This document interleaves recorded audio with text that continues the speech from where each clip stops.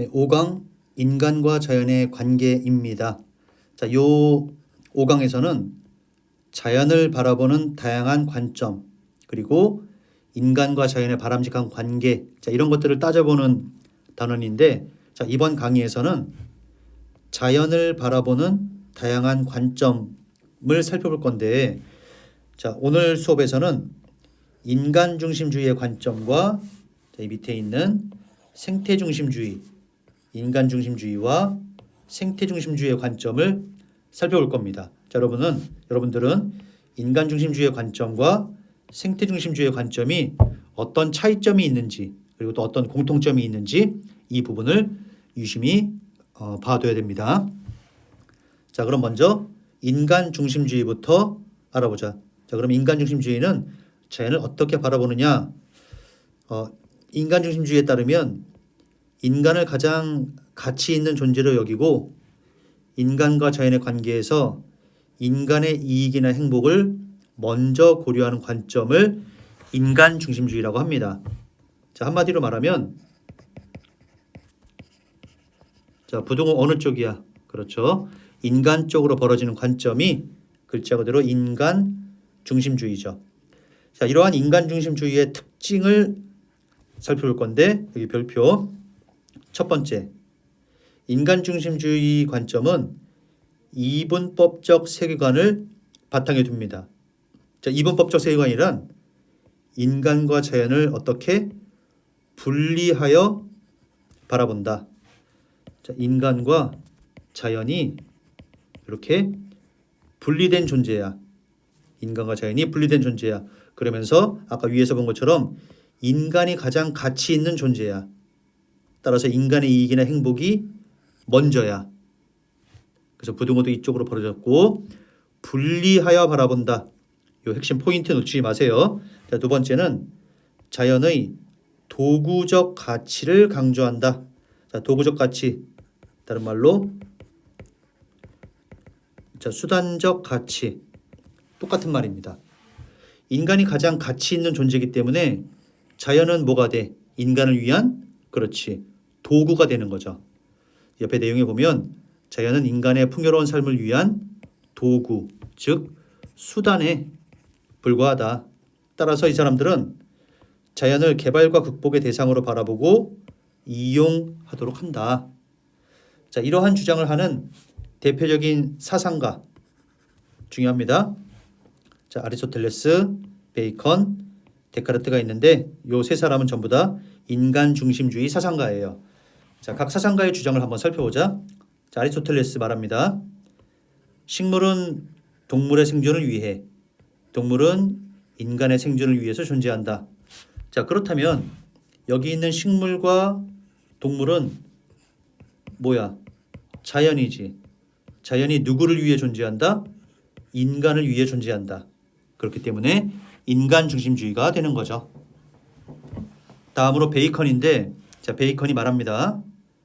자연이 인간에게 이롭도록 지식을 활용해야 한다. 여기서 말하는 지식은 자연에 대한 지식을 말해. 그래서 베이컨은 아는 것이 힘이다 라는 말을 하기도 했죠. 여기서 말하는 아는 것은 자연에 대한 지식을 말하는 거고, 그것이 힘, 인간에게 이익이 된다. 자, 자연이 인간에게 이롭도록 지식을 활용해야 한다. 방황하고 있는 자연을 사냥해서 노예로 만들어 인간의 이익에 봉사하도록 해야 한다. 자, 누가 봐도 인간 중심주의적 관점이죠. 자, 다음으로 데카르트를 볼게요. 자, 데카르트는 이렇게 말합니다. 누구는 인간은 자연의 주인이자 소유자가 될 수 있다. 왜 그런지 그 이유가 나와요. 인간은 뭐를 소유해? 정신을 소유해. 또는 정신 또는 영혼을 소유해. 인간은 정신을 소유한 존엄한 존재야. 하지만 자연은 뭐가 없는, 의식이 없는 물질에 불과해. 의식이 없는 물질에 불과하다. 이러한 데카르트의 관점을 기계론적 자연관이라고도 합니다. 자연은 생명이 없는 기계에 불과한 거야. 근데 인간은 정신이나 영혼을 소유한 존재야. 따라서 인간은 자연의 주인이자 소유자야. 자, 이처럼 아리스토텔레스, 베이컨, 데카르트는 철저하게 인간의 우월성을 강조한 인간 중심주의 사상가라는 점을 알아두세요. 자, 이러한 인간 중심주의의 장점 보면은 자연을 탐구하고 개발함으로써 과학기술의 발전과 경제 성장을 이루어서 인간의 삶을 풍요롭게 하는 데 도움을 줬지만 문제점이 있어요. 자연을 함부로 사용하여 훼손한 결과 자연 고갈, 환경 오염, 생태계 파괴와 같은 환경 위기를 초래하기도 했다. 자, 이처럼 인간 중심주의는 이러한 장점과 문제점이 있는데, 자, 문제점 부분 유심히 봐두세요. 자, 이처럼 인간 중심주의는 인간이 자연보다 우월하고 자연은 인간을 위한 뭐에 불과해? 도구에 불과해. 수단에 불과해. 즉 도구적 가치만 지닐 뿐이라고 봅니다. 자, 이러한 관점과 반대되는 저쪽에는 어떤 입장이 있냐면 이제 두 번째 관점인 생태 중심주의가 있습니다. 자, 생태 중심주의 내용 한번 볼게요. 인간과 자연의 관계에서 인간의 이익보다 인간을 포함한 자연 전체의 균형과 안정을 먼저 고려한다. 자, 인간을 포함한 자연 모의 전체의 균형과 안정을 고려한다. 자연 전체의 균형과 안정을 고려한다. 자, 자연을 도구로 바라보는 관점인 인간 중심주의하고 생태 중심주의 구별되지. 인간의 이익보다는 인간을 포함한 자연 전체의 균형과 안정을 고려하기 때문에 자연을 함부로 이용의 대상으로 여기지 않는다. 자, 그렇다면 이런 생태 중심주의의 특징을 살펴보면 되게 중요해. 첫 번째, 전일론적 관점이야. 자, 다른 말로는 전일론 대신에 전체론이라고도 합니다. 자, 이게 무슨 내용이냐면 모든 생명체가 자연의 일부야. 모든 생명체니까 당연히 인간도 포함되겠지? 인간도 자연을 구성하는 일부야. 즉, 자, 인간은 자연의 정복자가 아니라 구성원이야. 따라서 자연은 인간을 위한 도구가 아니라 인간도 자연의 일부이면서 구성원이라는 관점이 전일론적 관점이에요. 자, 그 다음에 자연의 뭐를 내재적 가치를 강조한다. 내재적 가치를 강조한다.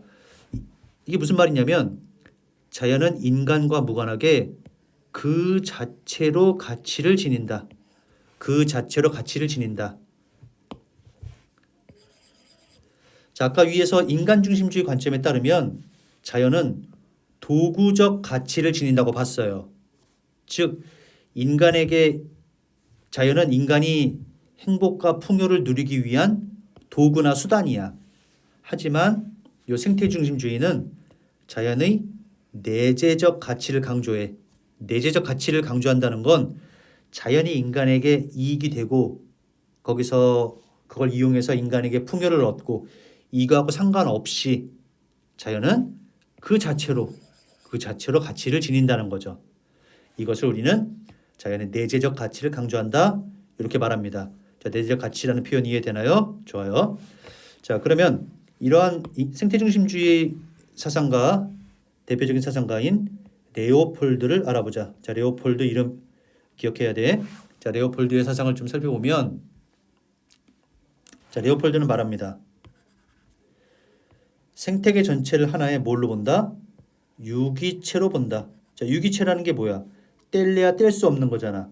인간과 생태계 전체가 뗄래야 뗄 수 없는 관계야. 하지만 아까 인간 중심주의에서는 뭐라고 그랬어? 인간과 자연을 분리한다고 했잖아. 근데 여기서는 유기체로 본다. 비교되지? 공동체의 범위를 동물, 식물, 토양, 물을 비롯한 어디까지? 대지까지 확대한다. 자, 이게 중요한 부분이네. 자, 동물 생명체지, 식물도 생명체지. 근데 토양과 물은 뭐야? 이거는 무생물이잖아.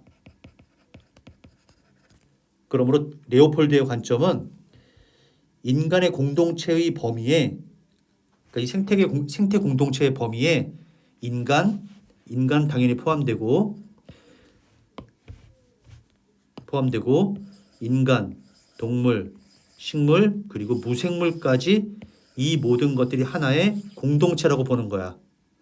자, 이러한 관점을 우리는 레오폴드의 대지윤리라고 합니다. 자, 이 대지윤리는 레오폴드 사상의 핵심 키워드야. 기억해둘 필요가 있어요. 자, 그러면서 두 번째 거 보면은 인간 역시 생명 공동체 한 구성원이야. 자연에 대해 도덕적 의무를 지닌다.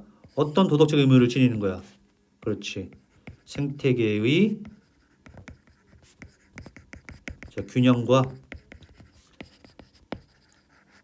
조화를 이룰 수 있도록 노력해야 할 의무가 있다는 거죠. 자, 이 레오폴드의 관점 다시 간단하게 살펴보면 하나의 유기체야. 자, 유기체로 바라본다. 공동체의 범위를 동물, 식물, 자, 인간을 포함해서 동물, 식물, 무생물까지 포함한 이 모든 것들을 하나의 공동체로 본다. 인간 당연히 구성원이고 자연에 대한 도덕적 의무를 지닌다. 이 구체적인 도덕적 의무는 생태계의 균형과 조화를 추구한다. 자, 장단점 살펴볼게요. 장점. 인간이 생태계를 보존할 의무가 있다는 점을 일깨워서 환경 문제 해결에 실마리를 제공한다. 레오폴드의 관점에 따르면 이런 생태계 균형과 조화를 위해 노력을 해야 될 의무가 있잖아. 자, 이러한 생각을 갖는 사람들이 많아질수록 환경 문제 해결 실마리 제공될 수 있겠지. 반대로 문제점도 있습니다. 생태 공동체의 선을 개별 공동체의 가치보다 우선시한다. 즉 생태계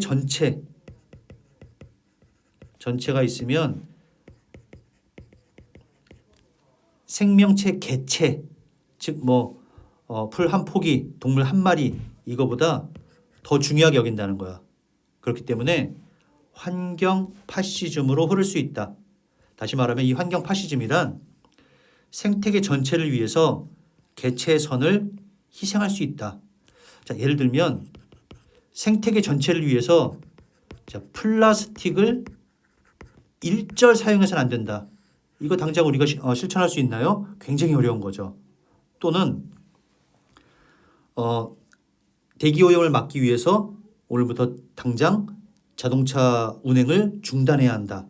이렇게 생태 공동체 전체의 가치를 너무 강조한 나머지 우리 개개인이 가치보다 우선시하기 때문에 환경 파시즘. 자, 이 파시즘이라는 것은 전체주의죠. 전체를 위해서 개인은 희생을 해야 된다는 관점인데 이것이 환경 문제로 적용된 관점을 환경 파시즘이라고 합니다. 자, 다시 생태 공동체의 선을 개별 생명체의 가치보다 우선시한다. 개별 생명체의 가치나 이익이나 그런 것보다는 전체 생태계 전체의 가치를 중요하게 여긴다. 따라서 개체가 희생해야 한다라고 보는 거야. 자, 전체주의는 국가 전체를 위해서 개인이 목숨도 버릴 수 있다, 희생해야 된다, 이런 게 전체주의잖아. 파시즘 마찬가지로 이러한 맥락에서 개체의 어떤 불편이나 고통, 이익을 무시할 수 있다는 그런 비판을 받습니다. 자, 이제 마지막으로 인간 중심주의와 생태 중심주의를 간단하게 비교해 볼게요. 자, 인간 중심주의와 생태 중심주의는 모두 환경 보호가 필요하다는 점을 일정 부분 동의합니다. 그런데 그 동의하는 이유가 달라. 이유가 그 이유를 보니까 인간 중심주의 관점에서 환경 보호가 필요한 이유는 인간의 이익을 위해서 환경이 보호되어야 돼. 환경이 망가지면 인간도 살기 어렵기 때문에 누구를 위해서? 인간을 위해서 환경을 보호해야 한다는 그런 관점이에요. 반면에 생태중심주의는 자연 그 자체의 가치를 존중하기 위해서, 즉 내재적 가치를 존중하기 위해서 환경 보호가 필요하다. 자, 비교되나요? 환경 보호가 필요하다는 점은 동의하지만 그 이유가 다르다. 인간 중심주의는 누구를 위해서? 인간을 위해서 보호해야 한다. 반면에 생태 중심주의는 자연 그 자체의 가치 때문에 환경은 보호되어야 한다. 이렇게 관점이 다릅니다. 자, 이제 정리하면서 마무리 지을게요. 이 자연을 바라보는 관점 두 가지가 있죠. 인간 중심주의적 관점, 생태 중심주의적 관점. 인간 중심주의는 인간의 이익에 따라 자연의 가치를 평가하고 이분법적이야. 자연은 도구적 가치를 지닌 거에 불과해.